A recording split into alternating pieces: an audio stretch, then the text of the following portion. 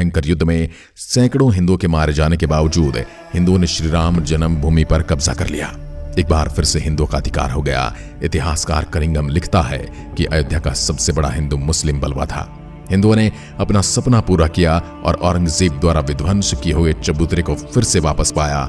चबूतरे पर 3 फीट ऊंचे खस के टाट से एक छोटा सा मंदिर बना लिया, जिसमें पुनः रामलला की स्थापना की गई। लेकिन बाद के मुगल राजाओं ने इस पर पुनः अधिकार कर लिया। एक बार इसे फिर से ध्वस्त करने की कोशिशें चलती रही। यकीन मानिए, ये एक मंदिर का ढांचा नहीं था, ये एक पूरी संस्कृति के विध्वंस और पूरे सांस्कृतिक सुदृढ़ता की लड़ाई चल रही थी, जहां पर हिंदू अपनी संस्कृति की एक एक इंच को बचाने में जुटा हुआ था और मुगल और मुसलमान आक्रांता उनकी एक एक इंच को विध्वंस करने में लगे हुए थे।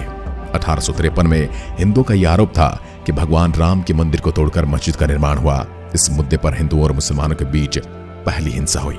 इसके बाद सन 1857 की क्रांति में बहादुर शाह जफर के समय में बाबा रामचरण दास ने एक मौलवी आमिर अली के साथ जन्मभूमि के उद्धार का प्रयास किया। कुछ कट्टरपंथी मुस्लिमों को यह बात स्वीकार नहीं हुई और उनके विरोध के चलते 18 मार्च सन 1858 को कुबेर टेला स्थित एक इमली के पेड़ में दोनों को एक साथ अंग्रेजों ने फांसी पर लटका दिया।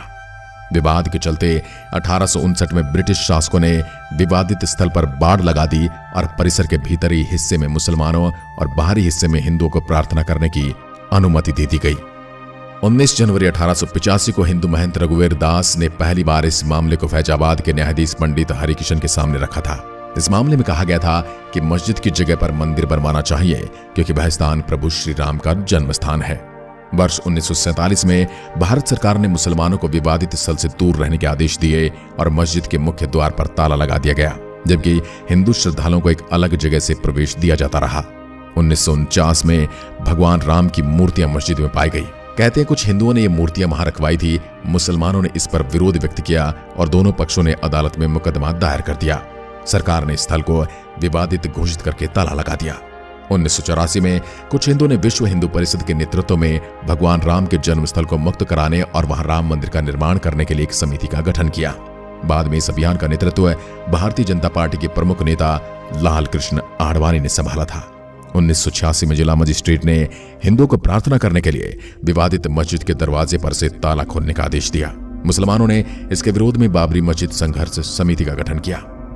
1989 में विश्व हिंदू परिषद ने राम मंदिर निर्माण के लिए अभियान तेज किया और विवादित स्थल के नजदीक राम मंदिर की नींव रखी गई। इसी वर्ष इलाहाबाद उच्च न्यायालय ने आदेश दिया कि विवादित स्थल के मुख्य द्वारों को खोल देना चाहिए और इस जगह को हमेशा के लिए हिंदुओं को दे देना चाहिए।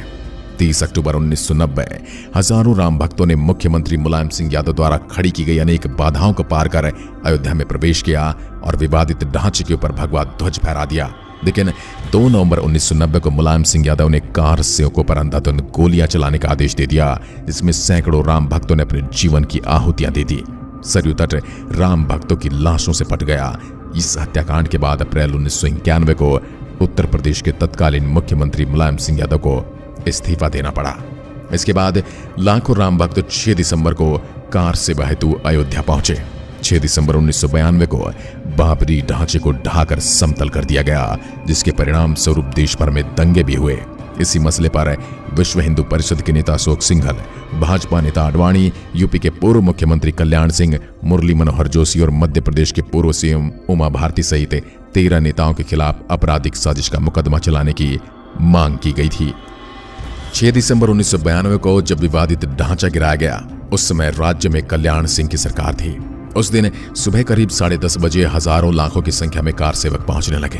दोपहर में 12 बजे के करीब कार सेवका का एक बड़ा सा जत्था मस्जिद की दीवार पर चढ़ने लगता है।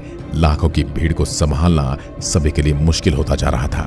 दोपहर के 3:40 पर पहला गुंबद भीड़ ने तोड़ दिया और फिर 5 बजने में जब 5 मिनट का वक्त बाकी था, तब पूरे का पूरा विवादित ढांचा जमींदोज हो चुका था। भीड़ ने उसी जगह पूजा अर्चना की और रामशिला की स्थापना कर दी। पुलिस के आला अधिकारी मामले की गंभीरता को समझ रहे थे। गुंबद के आसपास मौजूद कार सेवकों को रोकने की हिम्मत किसी में नहीं थी। मुख्यमंत्री कल्याण सिंह का साफ आदेश था कि कार सेवकों पर गोली नहीं चलेगी। 1527 से 28 ईस्वी में बाबर के सेनापति मीर बाकी ने अयोध्या में श्री राम जन्मभूमि पर मंदिर को तोड़ा था, जिसका पंडित देवीदीन पांडे ने नेतृत्व में युद्ध के रूप में पहला विरोध किया था। तब से लेकर आज तक 77 से अधिक युद्ध और सैकड़ों दंगे हो चुके हैं, जिसमें लाखों कार सिखों की जानें चली गई। इस पवित्र स्थल हेतु श्री गुरु गोविंद सिंह जी महाराज, महारानी राजकुंवर तथा अन्य कई विभूतियों ने भी संघर्ष किया है। लेकिन इस लंबे संघर्ष के बाद आखिर वो दिन आ गया जब भारत में श्री राम मंदिर की नींव रखी गई और एक भव्य मंदिर का निर्माण हो रहा है। इस मंदिर में 22 जनवरी को रामलला की मूर्ति की प्राण प्रतिष्ठा की जाएगी और एक बार फिर से हिंदुओं और सनातनियों को उनका वह अधिकार वापस दिया जाएगा जिसकी प्रतीक्षा उन्होंने हजारों साल तक की है।